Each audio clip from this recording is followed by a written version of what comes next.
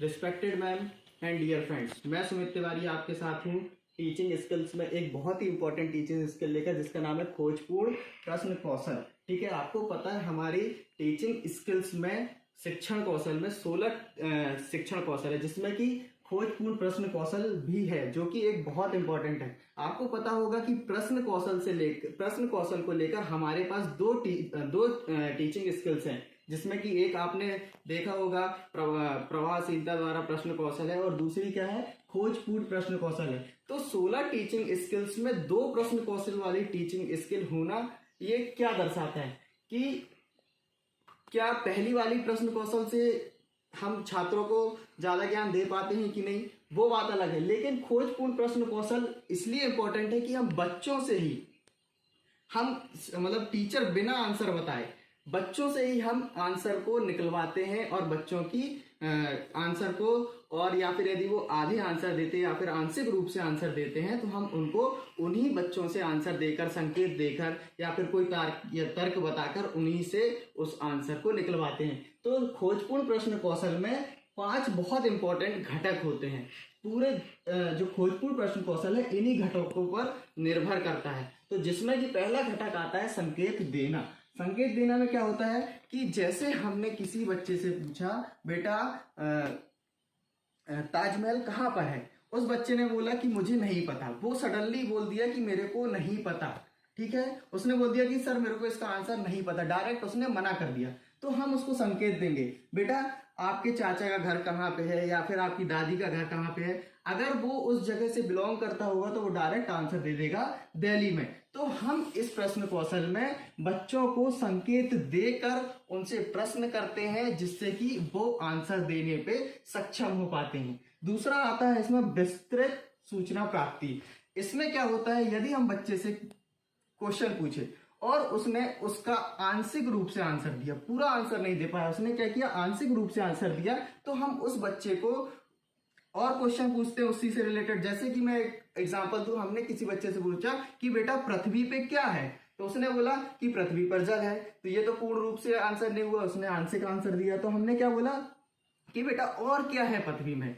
ठीक है, तो उसने बोला पृथ्वी में पर्वत हैं, पहाड़ हैं, नदियां हैं। तो ऐसे कर करके बंदरगाह है, तो ऐसे कर करके हम बच्चों से विस्तृत सूचना निकलवाते हैं। फिर इसमें तीसरा आता है पुनः केंद्रीकरण।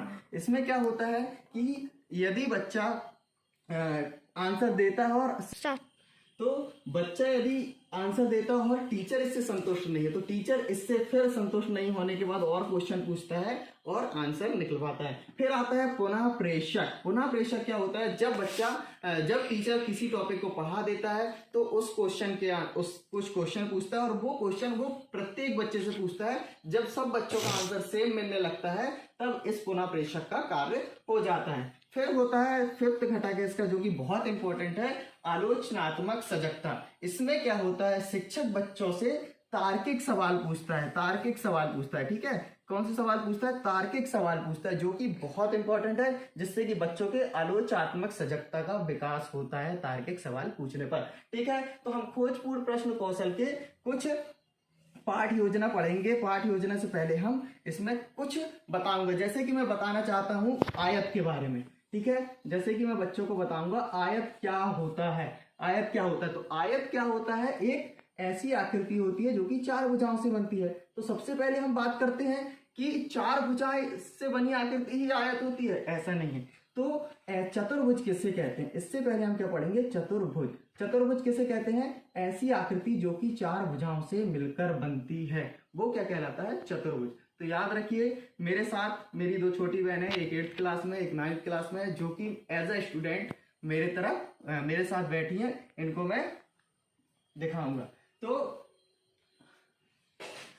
क्या होता है, चतुर्भुज क्या होता है, 4 भुजाओं से बनी आकृति को चतुर्भुज कहते हैं। और आयत, अब बात करते हैं आयत की। तो आयत क्या होता है, आयत की सम्मुख भुजाएं समान बराबर होती हैं, इसकी आम की भुजाएं बराबर होती हैं, जिसको कहते हैं आयत, या फिर इंग्लिश में बात करें तो इसको बोलते हैं रेक्टेंगल। क्या बोलते हैं इसको, रेक्टेंगल बोलते हैं। और इसकी प्रत्येक कोण कितने का होता है, 90 डिग्री का। प्रत्येक कोण कितने का होता है, 90 डिग्री का होता है। ठीक है, इसमें इंपॉर्टेंट चीज क्या है कि आमने सामने की भुजाएं बराबर होती हैं और प्रत्येक कोण कितने का होता है, 90 डिग्री का होता है। इसका परिमाप कैसे निकालते हैं, ठीक है, इसका परिमाप कैसे निकालते हैं, इसका परिमाप निकालते हैं, परिमाप को बोलते हैं पैरामीटर, ठीक है। पेरीमीटर कैसे निकालते हैं, इसका पेरीमीटर निकालते हैं 2 गुणित लेंथ प्लस ब्रेथ। अगर हिंदी में हम इसकी बात करें तो परिमाप को क्या बोलेंगे, 2 गुणित लंबाई धन चौड़ाई, ठीक है। अब इसका क्षेत्रफल कैसे निकालते हैं, ठीक है, एरिया। क्षेत्रफल कैसे निकालेंगे, क्षेत्रफल कैसे निकालेंगे, length into breadth, length into breadth या फिर लंबाई गुणित चौड़ाई, ठीक है। ये इसका क्षेत्रफल निकाल लिए। अगर अब हम बात करें कि इसमें जनरल क्वेश्चन पूछे कि लंबाई क्या होती है, तो लंबी जो भुजा होती है उसको लंबाई बोलते हैं और जो छोटी साइड होती है उसको चौड़ाई बोलते हैं, ठीक है। तो अब ये हो गया, हमने बच्चों को पढ़ा दिया। अब हम खोजपूर्ण प्रश्न कौशल के द्वारा बच्चों से आंसर और क्वेश्चन करेंगे, ठीक है। हम उनसे क्वेश्चन पूछेंगे, वो हमसे आंसर देंगे। तो सबसे पहला मेरा क्वेश्चन है कि बच्चों चतुर्भुज किसे कहते हैं? चतुर्भुज 4 भुजाओं वाली आकृति। तेज बोलिए, चतुर्भुज किसे बोलते हैं? 4 भुजाओं वाली आकृति। Very good. तो 4 भुजाओं से जो आकृति बनती है उसको चतुर्भुज बोलते हैं। Very good answer. अगर हम बात करें बेटा तो आयत किसे बोलते हैं? आयत जिनकी 2 साइडें, सामने की साइडें बराबर होती है। Very good. तुम बताओ। जिनकी सामने की जो लाइन है वो बराबर की है। आपने आंसर सही दिया, लेकिन आंसर आपने अधूरा दिया। इनकी सम्मुख भुजाएं तो सामने होती बराबर होती ही है, लेकिन इसमें इसके एंगल क्या होते हैं? 90 डिग्री होते हैं, ठीक है। अगर आप इसका आंसर ऐसे बता दोगे सम्मुख भुजाएं बराबर होती हैं, तो पैरेललोग्राम भी होता है जिसकी सम्मुख भुजाएं बराबर होती हैं, तो ये आंसर गलत है, ठीक है। आमने सामने की भुजाएं बराबर होती है लेकिन 90 डिग्री पे होती है, ठीक है। फिर बेटा बताओ कि मैं बोलता हूं कि किसी भी आयत है, कोई भी रेक्टेंगल, आप कैसे निकालोगे या फिर पेरीमीटर कैसे निकालोगे?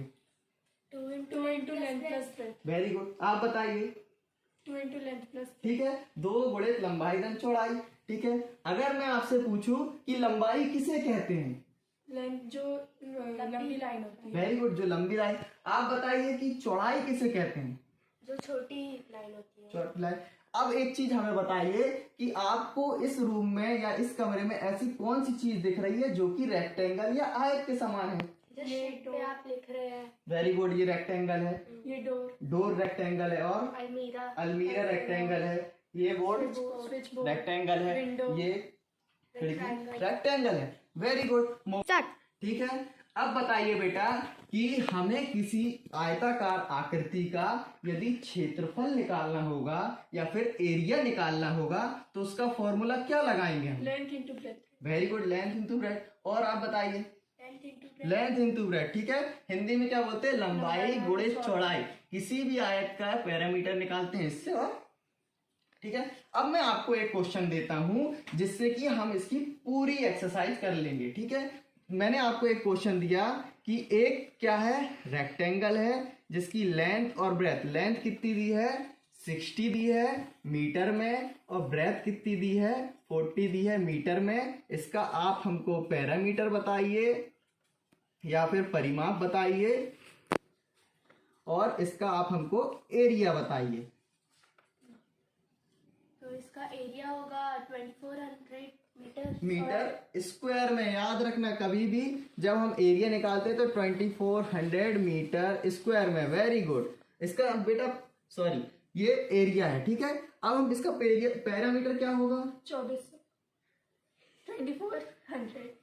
गलत। क्या होगा बेटा? आप कोशिश कर रहे हो लेकिन आप गलत बता रहे हो।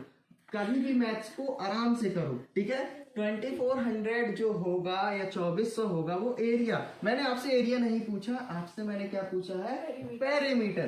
पैरामीटर क्या होता है बताइए? 2 इंटू लेंथ प्लस ब्रेथ। अब फॉर्मूला लगाओ। 2 इंटू लेंथ कितनी है? 60 प्लस ब्रेथ कितनी है? 40, ठीक है। ये कितना हो गया? 2 इंटू 100, कितना हो गया? 200 मीटर।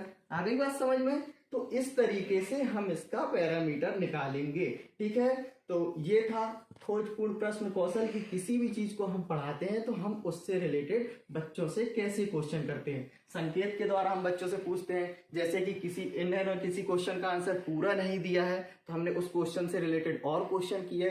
ठीक है, संकेतात्मक में हमने ये पूछा कि इस रूम में आपको कैसी चीजें दिख रही हैं, रेक्टेंगल है जो। ठीक है, फिर पुनः क्या कहते हैं, पुनः प्रेषक में हमने पुनः प्रेषक में इनको एक क्वेश्चन दिया। क्वेश्चन क्या था, ये था जिससे कि जो टॉपिक हमारा चल रहा है उसको हमने पूरा एक बार कवर कर लिया। ठीक है, तो ये था खोजपूर्ण प्रश्न कौशल। Thank you, thanks for watching.